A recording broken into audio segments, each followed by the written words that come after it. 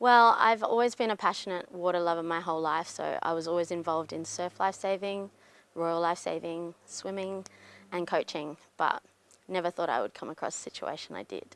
My experience was very traumatic. So I arrived to visit a friend and her beautiful family.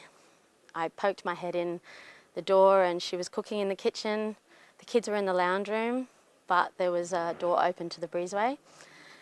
Her daughter had had a sleepover the night before, so there was a lot going on. I asked where the little 8-month-old was, and she said he must have just crawled out to the breezeway, so I went looking for him. I came across an esky of water and with what I thought was a doll submerged. I don't think my brain could actually believe what I was seeing. It was actually my daughter who snapped me into life-saving mode. She cried out because she could see what I was seeing. I touched his leg, felt his cold, wet skin, and that's when I knew it was real, and he was there, and he was in the water, and this was real. I pulled him out and I held him upside down to try and clear his airway and screamed for help and called 000. I laid him on the lounge room floor and I glanced up for a second to see my friend calling the ambulance and panic setting in. But after that, I don't remember anything except his little face. He was blue and lifeless. I started CPR straight away.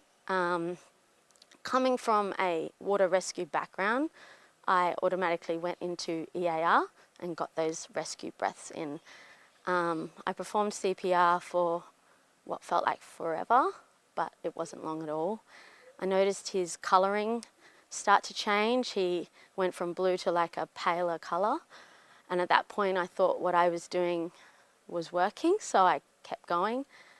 As his colouring started to get better and better, I rolled him over onto my lap and rubbed his back, and it was at that point he arched his back and let out the most beautiful cry.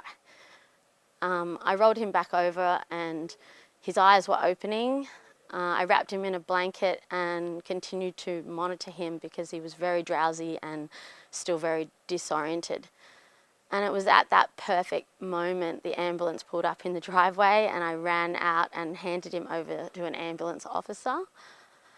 I turned around and hugged my friend, and I still remember her saying to me, "I don't know what would have happened if you weren't here."